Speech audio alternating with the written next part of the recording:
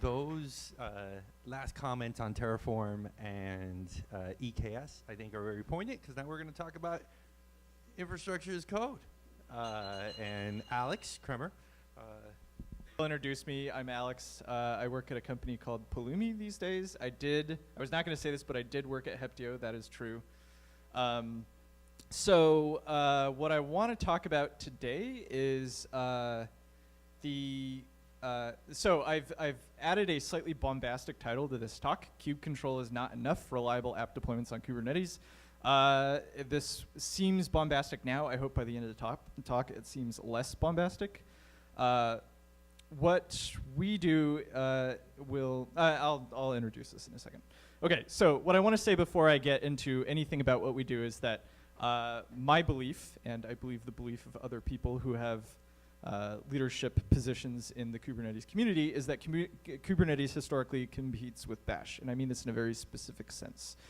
It was not that long ago that if you wanted to deploy something to a server, you would like SCP a tarball, right? And then you would like write a script, and the script would like SSH in and like do like Nginx start or whatever nonsense, right?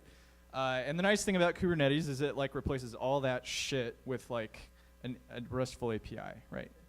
And I don't think I have to extol the virtues of that to you. But the observation I will make is that this doesn't actually obviate the need for Bash in a lot of cases, right? So, like, let's say you want, let's say your infrastructure team is like, we're using RDS, and you're like, okay, fine. But you have like a Helm chart. Like, how do you get these to talk to each other, right? And the answer for a lot of people is like Bash, or like, you know, huh? What? Name them well? Oh, yeah. Yeah. You still, okay, so like, I'll talk about that in a second, yeah. But thank you, heckler. Okay, so that's the problem statement, the motivating problem statement. Okay, so the way that this might work, let's think for a second, is like, if you're like the person who's in charge of stitching all this stuff together, right, you might provision RDS with like Terraform, say. Somehow you have to like parse the connection string from the RDS instance, put it inside a Kubernetes secret, and then like maybe using Go templates or something, and then you have to somehow reference that in a Helm chart, right? So maybe predictable naming doesn't get you all the way there, huh? Yeah. Anyway. Okay, so my question to you is, can we have a more principled workflow for this without sacrificing the declarative nature of the Kubernetes API, right? So specifically, I'm going after the Bash use case here. Okay, so this is a good opportunity to do what my chief marketing officer is always telling me to do, which is to talk about what we do. Pulumi is an open source SDK. The idea of which, in the abstract, might not make much sense, but the majority of this talk is like coding, so it will make sense hopefully in a bit. The basic idea is you use real programming languages like Java. We support TypeScript, JavaScript, and Python right now to declare a desired steady state. So the idea is very similar to Kubernetes. The difference is that the way that you declare this is you use a real programming language to build this declared state that you care about. The Pulumi engine consumes this, creates a plan of resource operations it's going to execute, and then goes about to do that. The SDK, this is like incidental for this talk because it's mostly about Kubernetes, but the SDK covers all major public clouds, so Azure, GCP, and AWS, plus Kubernetes. And if you are DigitalOcean, that's right, I just said you are not a major cloud provider. I'm saying that because I'm in your hometown. Okay, so here's the way that it would work, and if we were to rewrite this with Pulumi specifically, it would look something like this. So we have a JavaScript program, say, that you use to build you use to declare like a steady state that you want. So you're like, I want a Cosmos DB, I want to parse that connection string, put it in a Kubernetes secret, and then reference that in a Helm chart. Pulumi, the platform, will execute this program, get that, create a plan, and then it executes the plan. So at a high level, that's the workflow. Okay, so the rest of the talk is demos. Now is your time to hold the microphone for me. Awesome. Okay, so. Yes. Oh yeah. Ask questions. Yes. Yep. Yep. Yeah. Yes. Okay, so the question for the video is, I use Service Broker for this. So I think that's a totally reasonable choice. There are still a lot of resources in various cloud providers that you don't have access to through the Service Broker.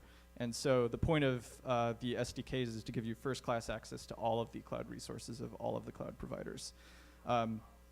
Versus waiting for the cloud vendors to like create a custom controller that then manages your RDS instance or whatever. As far as I know, AWS doesn't really contribute to the service catalog. Is that true? No. Okay. Yeah. So if you're using AWS, I guess fuck you. If you're using Azure, you're probably fine, right? Okay.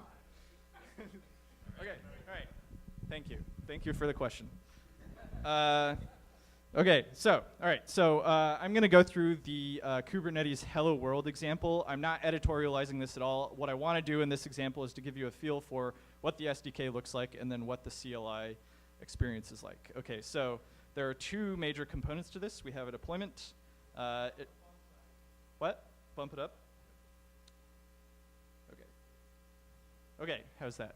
Is that good? Okay, so we are deploying one time the Nginx 1.15 container, and at the bottom here we are exposing this publicly to the internet with a service. So if you know the Kubernetes API, this is pretty much a dead ringer for this. We generate the SDK out of the Open API spec, so anything you can do in any part of the Open API spec you can do in Pulumi as well.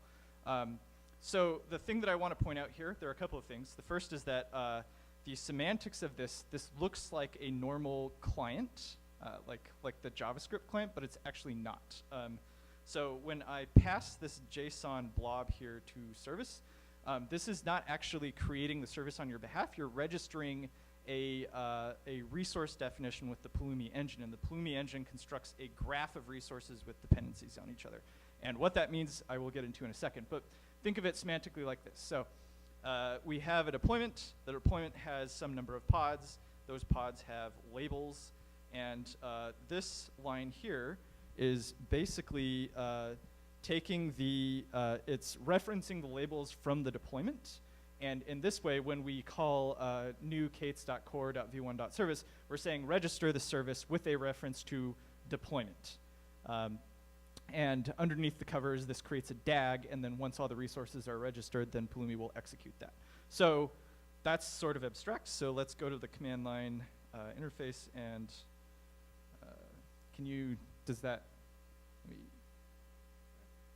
I'll type some stuff, and if it's too small, then we'll just, we'll expand it. Can you see this? Okay, all right, so, all right, what's going on here? Okay, so Pulumi is telling us exactly what the plan is for deploying these resources. So this is a very simple example. It's a deployment and a service, and when we click details, it shows us the values that will be plugged in for both of these resources. So this is just a normal deployment, you can see. If you're familiar with the deployment spec, this is a normal service. But when I click yes, I want to perform this update. What it will do is, I guess that's sort of, I'll hide this. Oh no. Okay, all right, so I think I just borked this, but you can see at the bottom here, there's like incremental status updates. So the service is incrementally coming online. It's saying I found, like the deployment has succeeded. I'm finding pods to target it to, and now I'm allocating an IP address. And it will like wait for that IP address to be fully allocated before it completes. What you didn't see, probably because I was busy hiding everything, was that the deployment, because the service takes the dependency on the deployment, the Pulumi engine knows to finish the deployment before it boots up the service. This isn't really strictly what you would do with Kubernetes because they're so decoupled, but I wanted to show, sort of, like give you a feel for like what is involved in like computing this graph. So one of the interesting parts about this is that we have this notion of a stack output, and the stack output outputs like the IP address of the service in this case. And the way that we define this is we have as this last line. Front-end IP is the service.status.load-balancer ingress sub1.ip, right? So that's where, if you know the Kubernetes API, they store the publicly allocated IP address. So we are outputting this by doing export const front-end IP. If we go back to the console, we'll see there is a stack output variable called front-end IP. And if I double-click this and go to Chrome and go here, you see that we have the Nginx page. Okay. All right, so that's the simplest possible demo that you can show. We're going to incrementally build up to this managed database reference to a Helm chart thing that I was telling you about. I forgot to say that, but that's what we're doing here. We're incrementally building this up. Okay, so second demo, same thing, except we're adding a config map to Nginx. Okay, so Nginx, if you don't know, you can tell it to do stuff apparently, which is pretty cool. This, you don't have to know anything about Nginx. It's like basically proxying traffic to Pulumi.com. That's fine. So the deployment is basically the same, except we're mounting a config map volume in, and the service is basically the same as well, in that it's exposing this to a public service. The main difference is that we are also registering a config map. And the thing that I want to point out here is that because it's a real language that we're using to build these resource definitions, we can just do fs.readfile sync default.conf, right? So we can just suck up the config map, or the Nginx config, and put it into the config map. And what I want to highlight in this example is what happens when we change the underlying data here, and we'll watch how it ripples through the app. But before I do that, I'm just going to switch over to my other console here, and then Pulumi up. I'll let it do the preview stuff. So we can see now there's a third step, which is generate the config map. I'm not going to bore you with the details. I'm just going to click yes, and then go back to the config map. And what I want to do here is go to the thing that we're pulling in via fs.readfilesync or whatever it's called. So we're proxying traffic to Pulumi.com. And what I'm going to do is I'm going to change that to proxy traffic to google.com. Once this allocates, so like this is like allocating it's like waiting for the cloud provider, which in this case is GKE, to allocate an IP address. Some things that I forgot to say earlier are that natively this is like a stand-in for kube controls. So like if you have a kube config file, we'll pick up the active context and deploy it right to that. We're not doing anything particularly magical except on the await logic here, where we're like waiting for the resource to be initialized. That's where a lot of the complexity of the provider comes from. If I go to this IP address in Chrome, say, it should proxy traffic, hopefully, to Pulumi.com. And if not, then you'll just have to trust me that this works. I haven't figured out how to actually get the caching behavior right in this browser. Okay, well, anyway, so maybe it'll come on later.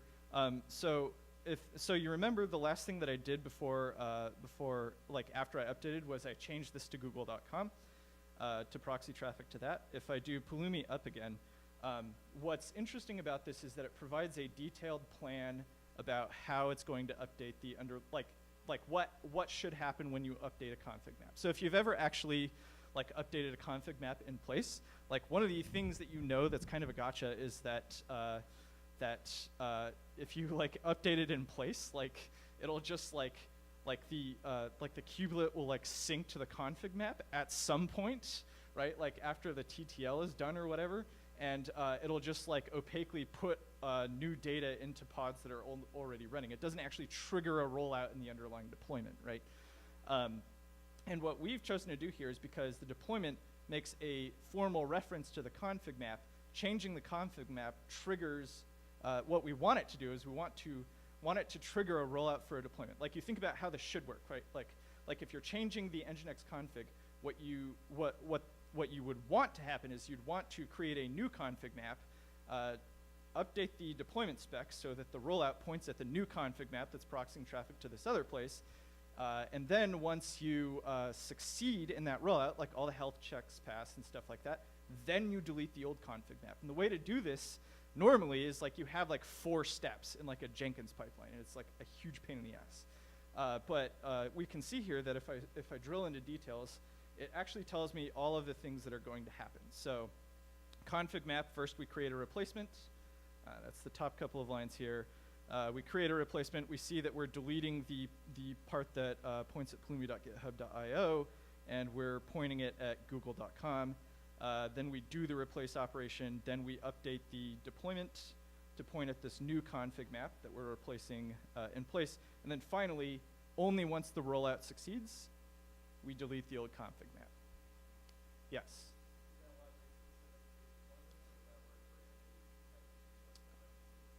It would work for any resource. It is like these when we use these constructors like new Kates dot whatever, like these are semantically imbued with like the underlying initialization semantics of the resources that they represent. So so Pulumi is smart enough to pick up changes also for like secrets, for example.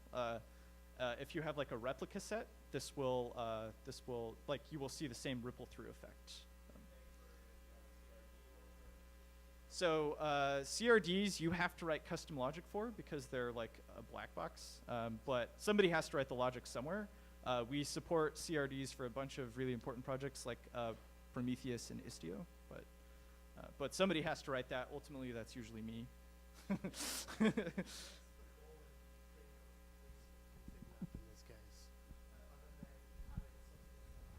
Okay, so what's the goal in creating a replacement config map?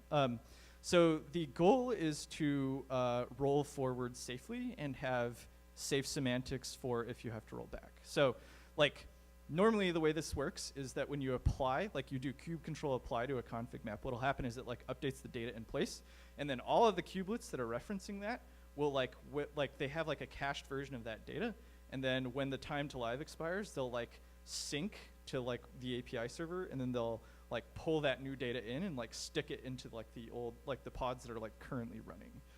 Right, so this is like almost never what you want, right? Like there are places where you want this, like where you're like let's say you're like Envoy, right? And you will like you have like this hot reload feature, and you want to continuously pull this file or whatever, and then it shows up or whatever. So there are circumstances where you want this. In general, I think like our model, in our opinion, is that it is much better to have config maps usually regarded by default as immutable, and then to orchestrate the replacement operation such that you can see the effect as it ripples through the application. There are a lot of advantages to this, but the biggest advantage is that you have an accurate view of what pods it will affect. Right? So if you kubectl apply a config map and it just updates the data, you have no idea what it's going to actually do, right? Whereas if you use something like this, where we are orchestrating these operations, you know precisely which pods are going to be updated because we will do a new rollout, basically. So safety, I guess, is the short answer. Do you have more, or is that it? Okay, cool. Yes.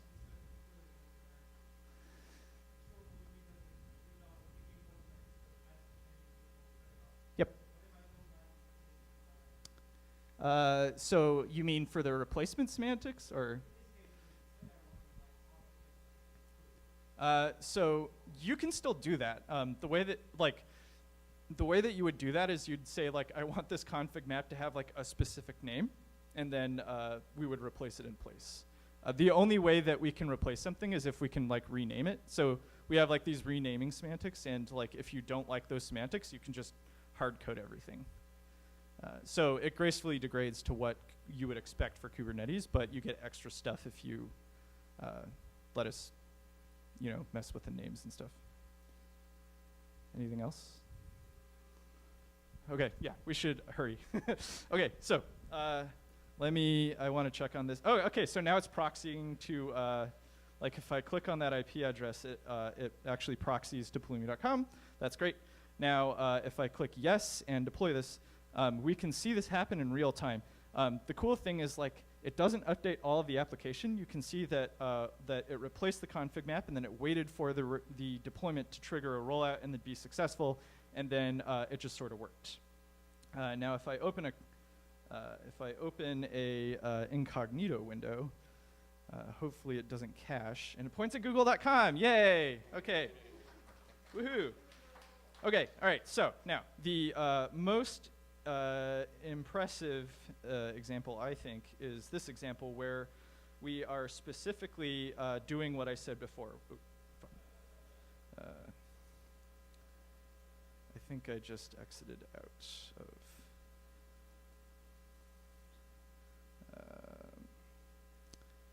AKS mean. Okay, so so this example is much more complicated, actually. This example does many things. First of all, there's this file where we define an AKS cluster. If you use Azure, AKS is like their thing. Then we define a Cosmos DB database, which is like, it's kind of like, in this case, it's a Mongo flavored document store that Azure has. And then we, the really interesting part is where we're taking this like secret. I wrote this function, mongo helpers.parse connection string. It parses the connection strings coming from this Cosmos DB object.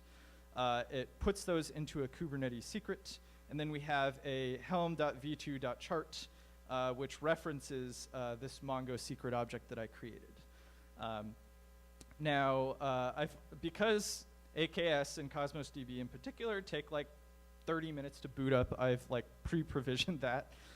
You can see the last run here, right? Like resource group, application service principal, all this other stuff. If I do Pulumi up, we can see that Pulumi will rerun. Oh, I have to log into Azure. Cool. Yes, thank you. Okay, so if I do Pulumi up, it will show me the diff of stuff that I have to do. If I drill into this really quickly, we can see that, so first of all, there are like 4 resources that we are creating, basically. There's the secret that references the MongoDB instance, which I'll show you the details of in a second. And there's a Helm chart with 2 things inside of it, which is a service and a deployment. Now, if we look at the secret is the first thing. We can see that we've parsed the Mongo connection string, turned it into this like secret, base 64 encoded stuff. And then we have this chart. And the chart defines like the normal service objects and the deployment objects. And if I click yes, it will go ahead and boot those things up. And I think I can take this back now.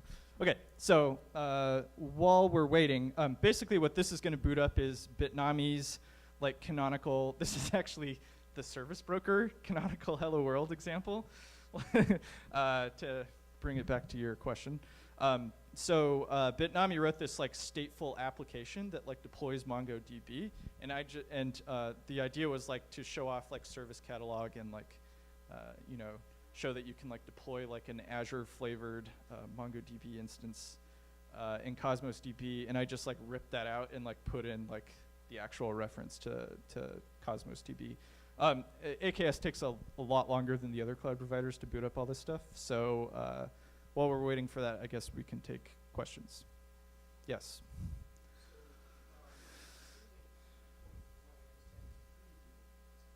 The actual deployment does, right? Correct. So how does it handle errors in the actual, say, values YAML specification? Is it a complete abort, or it's like a graceful?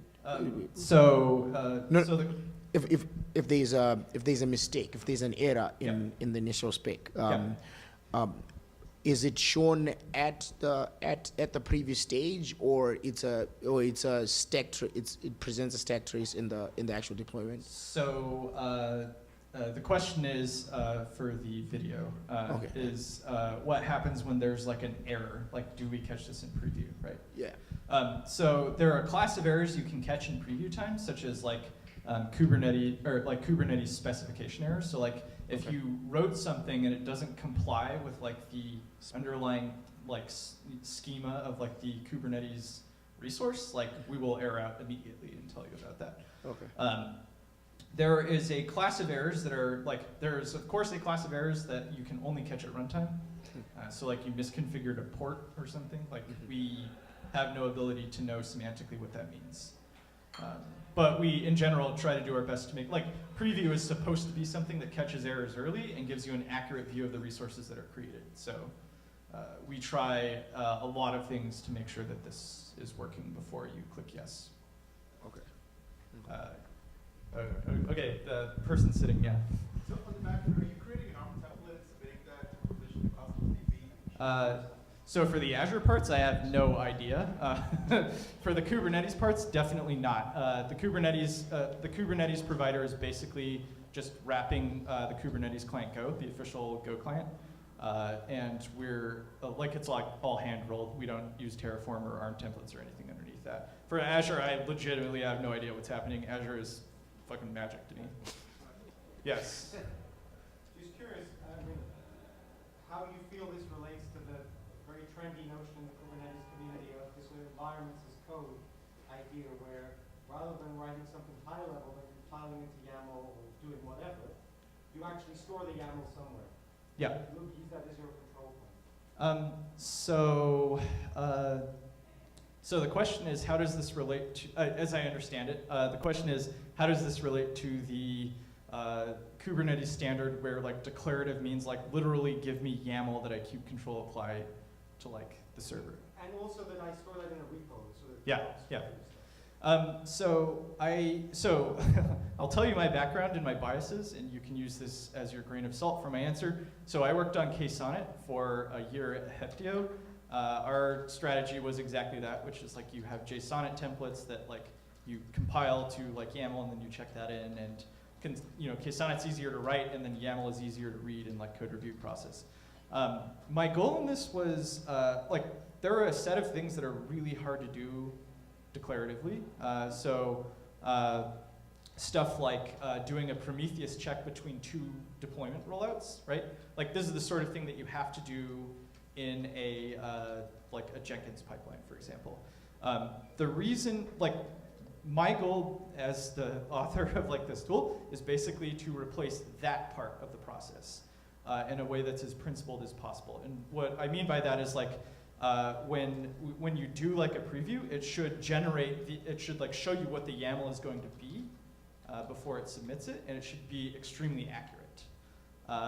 What we also want to do is to make it so that we have like a principled answer for like when you want to chain together a series of operations that normally have to be imperative. So that's like the long answer. The short answer is like, I think that these are like, I think of us as like a multi-stage KSonnet maybe, or like a multi-stage Helm, more than a Helm or KSonnet compete.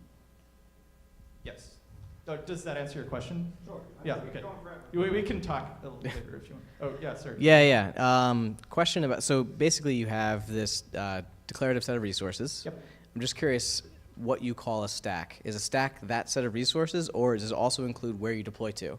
Like, can I deploy the same stack to two locations? Or is it So a stack is well, I might get in trouble making a statement for all of Pulumi.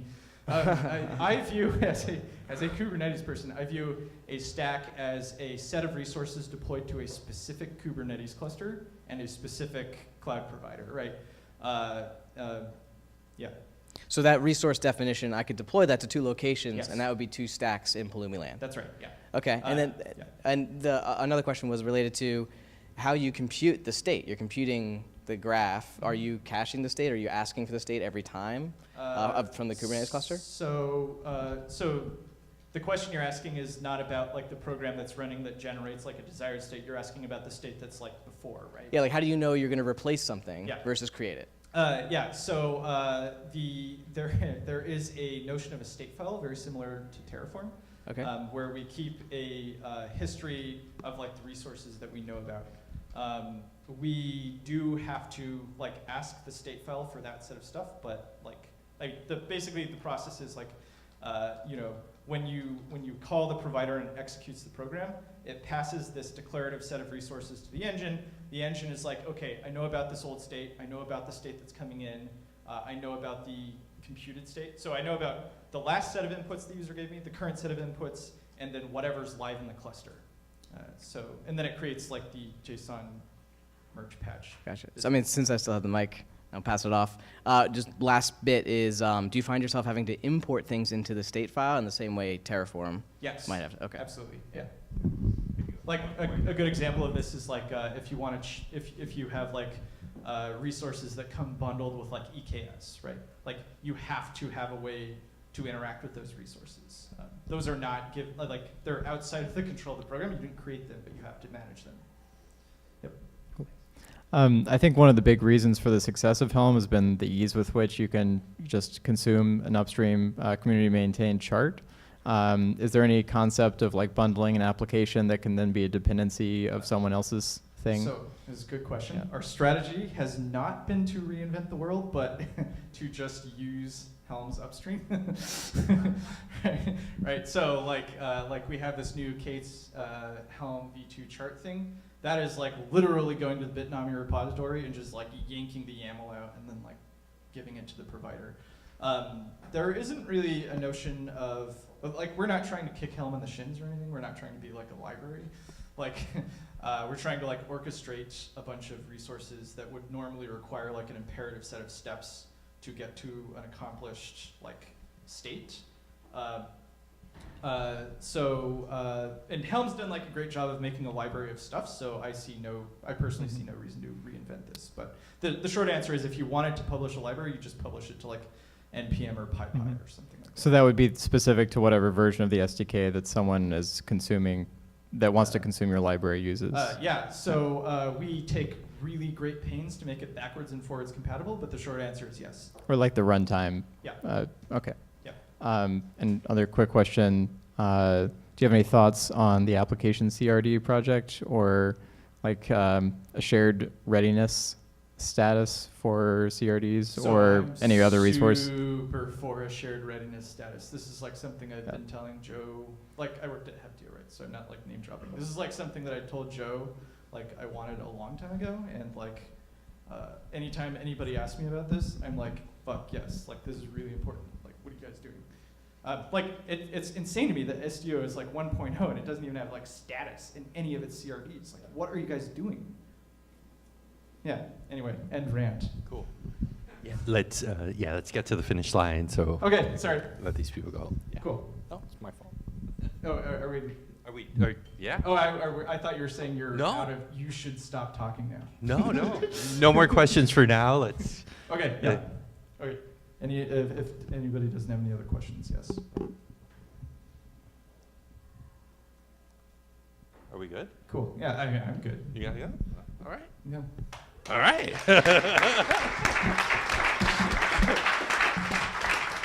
All right.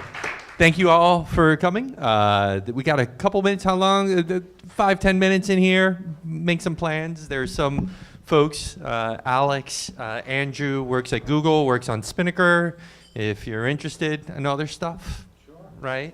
Thank you very much for coming. We'll come next month. Can I Yeah. actually say what I want out of this? Yeah. Go ahead. Come talk to me about stuff that you have problems with. This is like all open source. I'm very interested in solving real workflow problems that you have. So any feedback you have for me is great.